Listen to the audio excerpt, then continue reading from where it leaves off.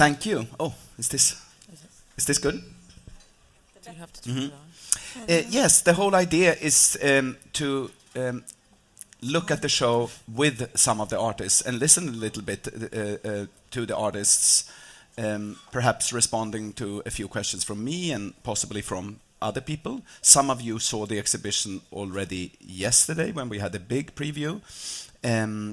We have some of the other artists present also, and it could be an interesting thing, I'm sure, for the audience to go in and look at the pieces with the artists. And that is kind of the idea. We have not prepared this in any way. There's no topic beyond the pieces in the show and the show itself. So there's no agenda beyond a kind of possibility to look at the works with the artists. But to begin somewhere, maybe I could ask Valia a little bit about the piece. It's an installation that has been shown in a few other contexts, but I'm pretty sure it develops and is very, very dependent on where it's shown and in what contexts. The title is Installation of Experience, an interactive installation. It's a room in here, but it could be maybe, it could go totally wrong if I explain it in the wrong way. So I would actually ask you to say a few correct ideas about the piece. Okay.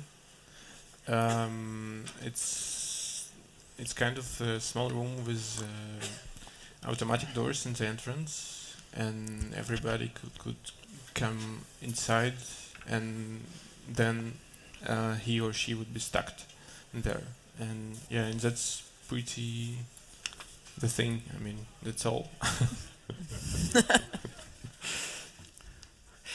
It's a rule-governed operation. There's a rule, yeah, which is more or less secret, depending on how much you're willing to say. But on one level, it's about finding out this rule, because no one is stuck there forever. But in some cases, it's taken a while. yeah. Has there been panic attacks in the piece? No. Never? No. Never.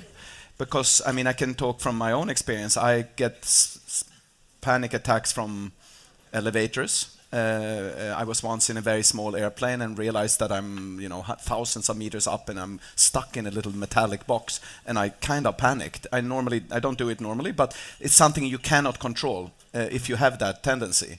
Yeah. So I'm almost surprised that there hasn't been claustrophobic kind of aggression almost towards the piece. But it's maybe because you're not totally locked in. You can communicate with the outside. There's a glass, and you know that other people see you, that you're not alone. Yeah. The idea of the rule, there's a legendary, not the piece itself, because one cannot show the piece, but there's a piece that is maybe a little bit comparable, or it's maybe the opposite, but somehow it's also about being locked in or locked out and following rules. And it's it's the artist Te-Ching Tsai who did these conceptual performative works in the 1970s, and we have the documentation of them in here, where, for instance, he formulated a rule that he would not go inside for a whole year and spent an entire year in the streets of Manhattan, basically. There are other rules, like he was locked to another person, and it's a little bit comparable, or at least it seems like not totally far away from you. It's being stuck. It's a little bit of a trap, perhaps. In his case, he traps himself. You maybe trap others, rather. Yeah. But Not me, I mean the algorithm. It's an algorithm, yeah. True. The rule itself. It's the rule itself, yeah. No, I mean, yesterday we had many people. Of course, we've been talking about it here, wondering a little bit how will people react, and I know you can change the small parameters of that algorithm, making it more or less difficult to figure it out. It's also documented, no? Yeah. So maybe I'm not even quite sure I know how this works. It's a little bit of a surveillance operation also. Yeah, but I mean it's recorded for the personal use. I mean Yeah. I just wanted to have documentation of every work, and also I experience, like, probably each of the time I show the work, I experience that a lot of problems with the museum stuff, and also so some kind of, I mean, a lot of people trying to help everyone who trapped inside, and not, I mean, help in the wrong way, because the right way is to leave him and try to, I mean, leave him to find out the rule itself. But a lot of people try to help and to open, or to say, to give a hint how to get out. And I just trying to observe and check if everything is going okay or not. But what is it that you're interested in these reactions? Is it a kind of psychological or a kind of behaviorist approach to how people? I mean, do you actually do something with the documentation, even if it's not public, which I think is an important thing to know? Do you use it for some sort of research of how people behave, or what have you done with the material so far? Actually, the piece itself was developed in 2011 together somehow with social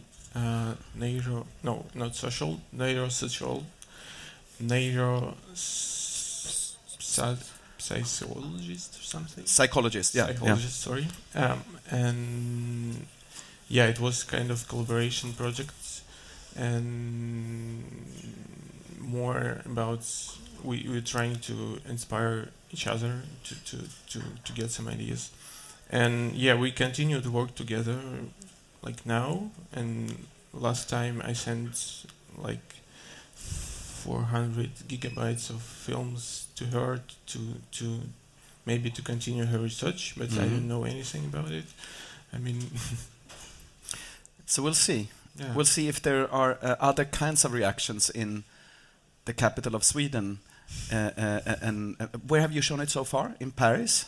In Paris, in Sharjah, in the United Emirates, in Moscow, and in Venice. Yeah. I should also maybe have said that Valia is Russian and that he lives in Moscow and now shows in many places.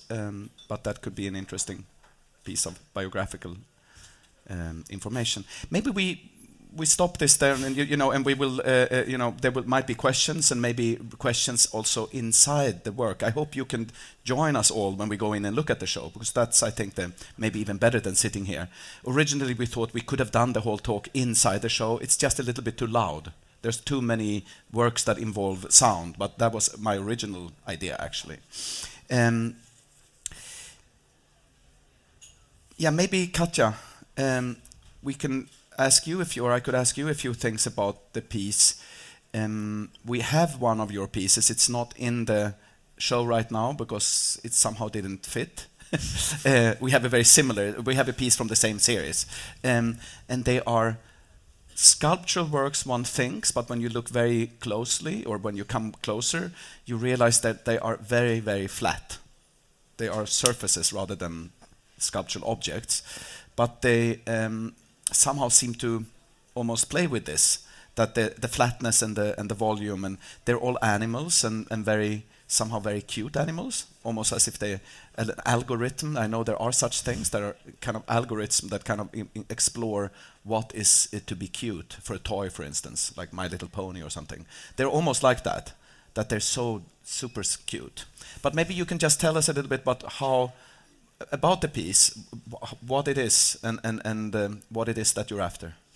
Okay, and so it's just a series of works I've been doing since 2012, which is basically I look at a lot of images online, and I'm trying to sort of use my brain as a sort of an algorithmic filter as well, and try to identify like trends and content that becomes big for whatever reason, and somehow try to understand the dynamics of like human attention and relation to images and the content. And of course, one of the main popular genres online is this like cuteness as just images of cute things, cute animals, cute babies, and it's sort of like a big industry almost. And it just drives, it attracts a lot of attention, of human attention, and people spend hours of their work day or like in their homes looking at these images because for whatever reasons, but generally it just calms people down, and there's a certain like joy that it brings, hopefully, but it's also something, it's still a consumption of an image. And I'm interested in like why certain images are stronger than the others, and how this cuteness affects the visual impact of the image, and how this cuteness is generated as a visual pattern in a way. So it's almost then I want to take these obvious images of animals and then present them as almost like an abstract pattern of human attention rather than like what these things are biologically in reality. But it's always animals? Or have you done flowers or something else that is also... I've done trees, and I've also started to do geological structures, like surface of Mars or comets and hydrothermal vents. So like I sort of I'm switching now from the cuteness to the general idea of like a visual image as a kind of impactful pattern. Yeah, and this somehow it makes sense to do it as a series because it's always like a new gesture, and here there are several of them are shown together. Mm-hmm. So it's a kind of work that would not be possible without our omnipresent digital world of basically, in your case, social media. Now, is it Instagram or is it Facebook, or what's the source? Well, it's like websites like cuteoverload.com or but it's all shared on social media, or Guardian, like any. It's kind of or BuzzFeed. BuzzFeed is a big source of work. But and somehow the point is also that it's almost like the difference between the actual animal and the image as well. And so I never work with actual animals. I only work with images of animals because there's this somehow they are. It's a very interesting sort of situation for me where, for example, there might be more images of some sort of species of a rhino than the actual rhinos in the wild. You know, so there's more images of them than of the actual bodies of them, and maybe they're already going extinct, but there still will be images of them that will work as these impactful patterns. So there's this problematic, and also there's interest, like this relation to sculpture. It's like flatness, screen. What is the gradient between these states of image presentation or just visual presentation? Because sculpture is still like a visual pattern, even if it's material. So in the case of this project, it's always things that are actually alive, but filtered through media technology. Yeah. And I was thinking that this has reached a new level, of course, with the all of us having cameras in our pockets and liking things, and the whole social media explosion, which is only 5 or 10 years old. But there are examples in the show of similar encounters between life, or biological life even, and technology. I thought about it that Onkavaras, we have 4 pieces by Onkavara, who is an artist, as maybe most of us don't know this, but he lived on this island for a whole year. And he didn't do much, but he sent that. Therefore, we have a lot of Onkavara works in this country, because they were always, related to people that knew him. And for those of you who don't know Onkavara, he would send postcards, but he would also send telegrams. No, what is it called? Telegram? Mm-hmm. Yeah. Telegrams, a technology that we have forgotten about. And they always said, I got up at 8 p.m. or I'm still alive. And we have this being a show about life. We have, of course, the I'm still alive, which is maybe almost tautological, nonsensical statement, but it's what he did over and over again. But instead of being there, he filtered it through a technology. So in some way, I think this is a totally improvised theory here, but that your work continues this live technology encounter, but with the kind of technologies that we are now surrounded by. He would be at Twitter now. He would be like on Twitter, yeah, saying that he's alive every day. Yeah, had he been alive? I mean, now he passed away not so long ago. I mean, it's a little bit like Yoko Ono. She is on Twitter, and it's perfect for her. I feel, and she has millions of followers. Are you very active yourself on social media? Passively active. So I'm not. It's not my main thing, but I just do it just to know how it feels. So I relate to everybody else in the world. Yeah, but also look, obviously, images of animals it is the art, it is the origins of art as well. So of course, there's this obsession with animals and life itself since the art started in a way. So it makes sense to see all these threads. Thank you. Maybe we move on to Olga and ask a little bit about the works. The pieces that we're showing in here are sculpture works, but they seem to be, if not alive, then at least kind of active. Things seem to happen in them. And I don't know if it's chemical processes or what kind of processes it is that are going on. They're all called threat to civilization. Maybe you can simply say a few words about what the work is. It's so much easier if we could show them at the same time, but a little introduction perhaps. I mean, the works they're made from like PVC plastic and steel and water, and basically through the process of them being installed, they change color, and the water and the metal react and corrodes. The series is called Cannibals, and it's called that because these works are made from, I used to make these flat works that were also soft PVC and water and like stuff inside that would kind of corrode. And these works are made from those works, so they're kind of like eating the other works, but also they're kind of eating or digesting themselves in a way, so as they exist, they are also harming themselves somehow. They're kind of cannibalistic, or they... Yeah. I mean, because I just thought of it in the way that they're eating the other works and also like self-cannibalizing. But is there a final state? Is there a state where the cannibalism ends and it's just permanent? No. I don't know. I mean, it hasn't, I don't know how long they can last. I don't know how long the process will take for, like the steel, for example, to collapse on itself. And like the plastic is never going to go away because this PVC plastic is it's quite durable. So it's like the thing that never goes away. But yeah, I think...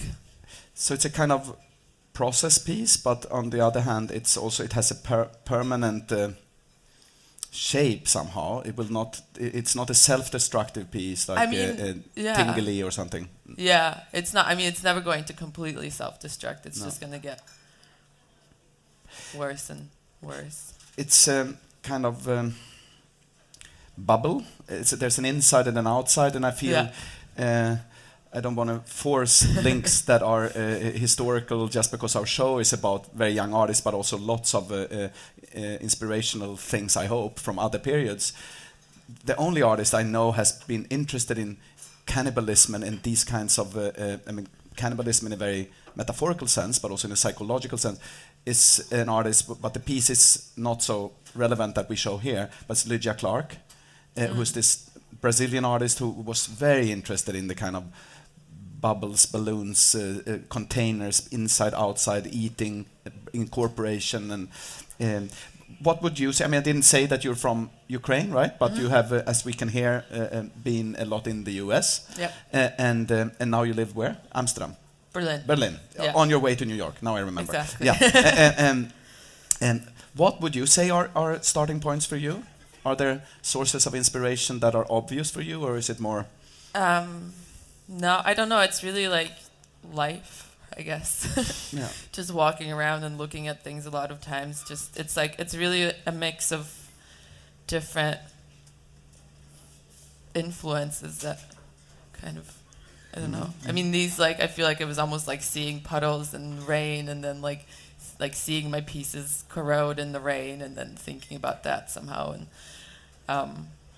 coming up with these works in this way. Also, like when I came up with the first series, which is quite similar but just more painterly, I guess, somehow,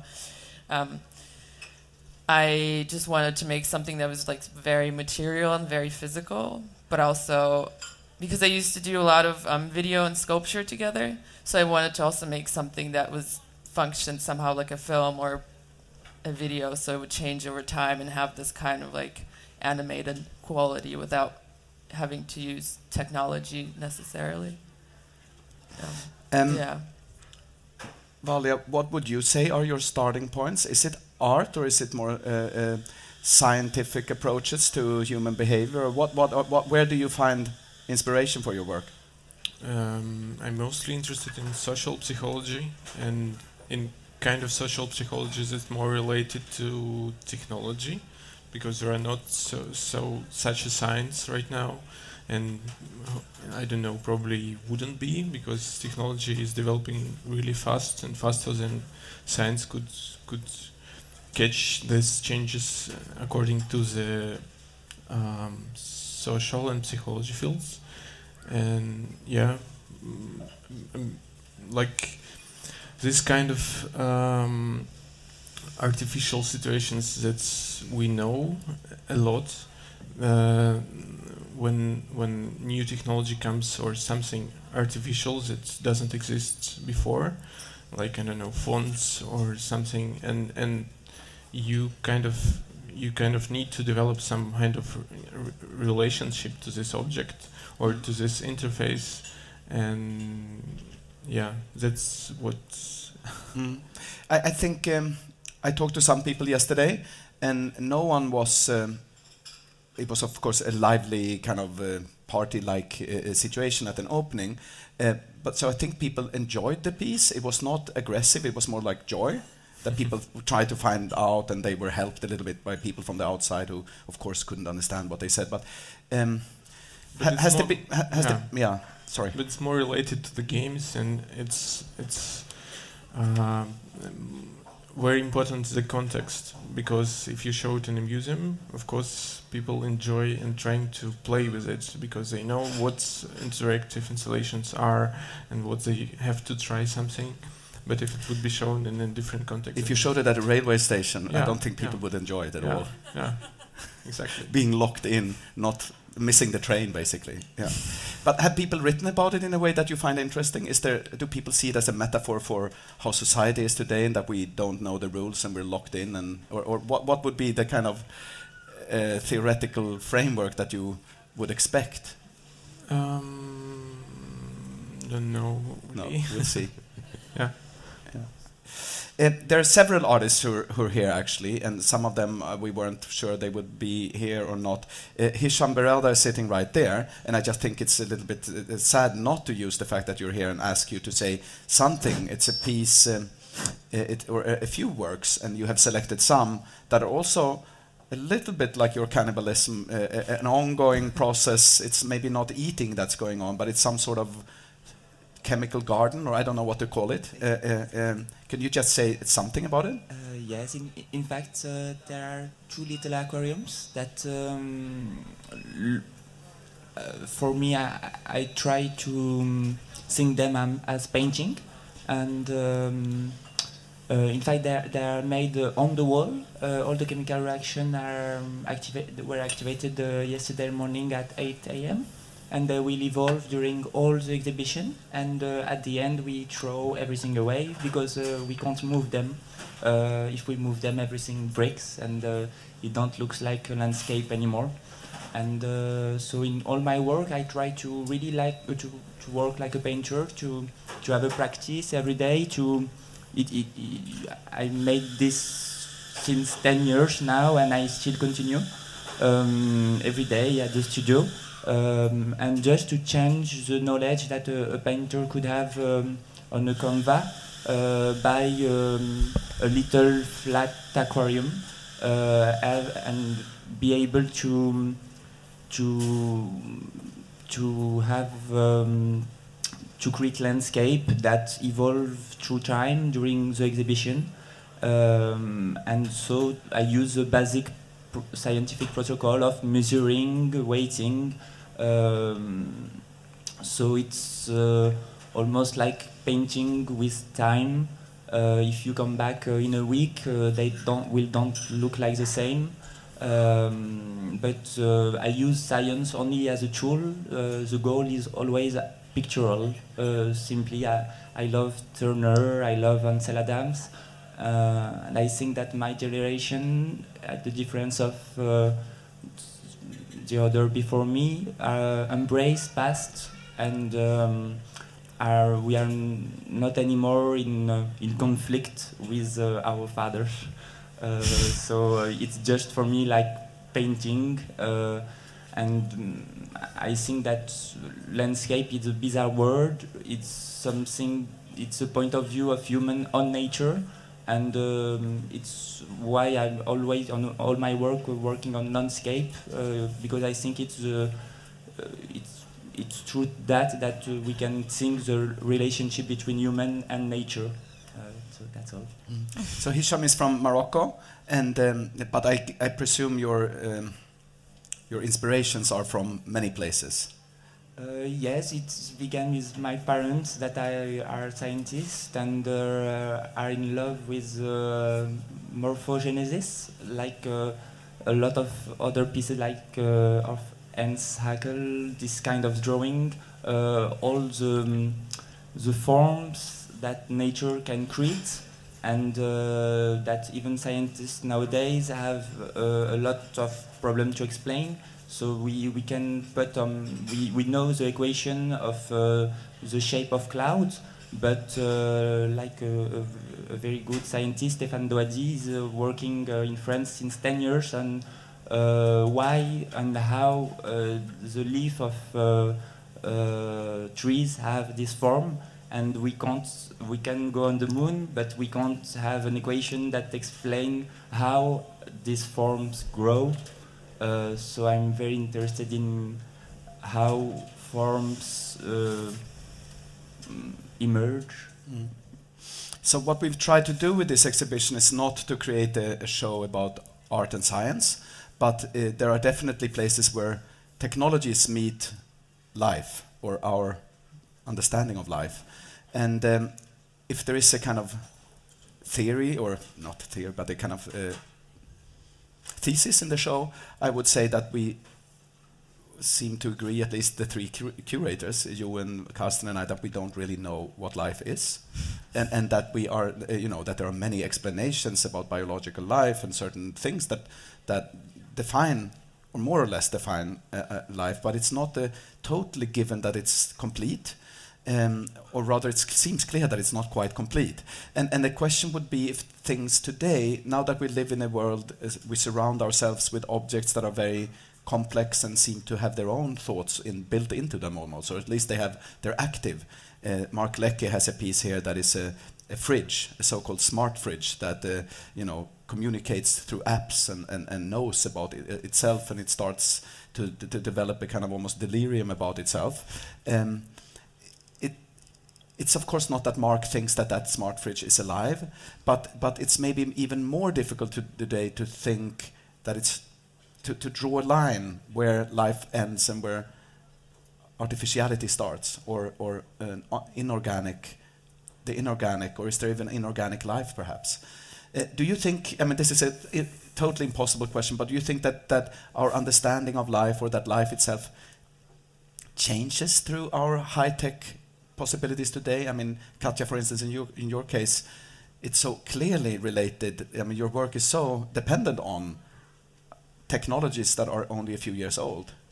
But do you think it's a superficial phenomenon, or do you think it cuts right through the core of what life is?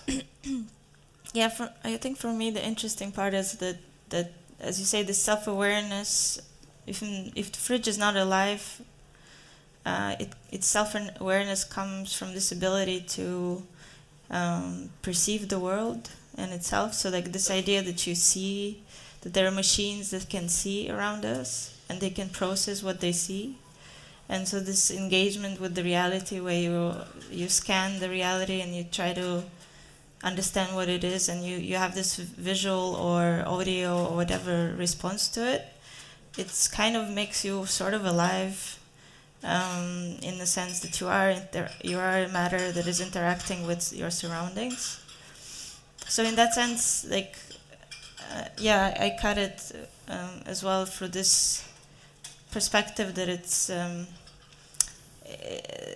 is somehow, it's not just for now, it's always been like this, but it's also that this engagement with formal properties of the world, like how things look, what things have ability to look, and how we are also those things that have eyes, and how that drives us in understanding life. It's all like somehow interconnected, that at a certain point maybe we'll not really know any, like even these, hundreds of gigabytes of video that every little camera in the world is recording, is just somehow will come, I don't know, something will come out of it that we don't expect yet. I think that's what's interesting for me in this case, which relates to obviously visual art and what it is, I think, roughly some speaking. kind of new level of super intelligence that is beyond mankind? No. I don't think I don't think there'll be anything super about it, but it's maybe it's going to be totally flat like your pieces. no, it's just going to be very clumsy and scary and fun and cannibalistic. You summed it all up for us. Yeah. I don't know. Any other remarks about where we are in our technological world? I mean, like for me, it's more like a cycle. I don't know. Or today I was actually like looking at the catalog for the show, and there was the description of how the tick perceives the world, which is like not through looking, but just through kind of through like feeling. It's like it perceives like three things basically, and it doesn't even know that it's drinking blood. When it's drinking blood, it just perceives the temperature of the liquid. But it was just, I don't know, somehow it was like an interesting way to think about like the ways that different organisms perceive things differently, but then you could also kind of, I think, project it onto like an object or something, that there is like some kind of way of perceiving that we have no access to as well. Exactly. Maybe just a remark about the book we've done. It's not about the show. It's about the same theme, so to say. I mean, every catalog is different, but I would say that this is very different from what we normally do in the museum, because it's texts that are poetic or philosophical or scientific that somehow try to say something fundamental about what life is. In some cases, really actively trying to define what life is, but in others, a little bit just marginally almost doing that. So it's about the definitions of life that come from other disciplines, whereas the show is a kind of a answer in itself that it would be strange if we could translate all of that to language, because the whole idea is to give art a chance. And with those remarks, I would say, let's look at the show, because the show opens tomorrow, but we have it open now for an hour or something. We don't have all the guards or anything, I think, but I mean, we will. The group is not huge, so it's a privileged moment where you can see the show in a very small crowd. Thank you so much. Thank you. Thank you.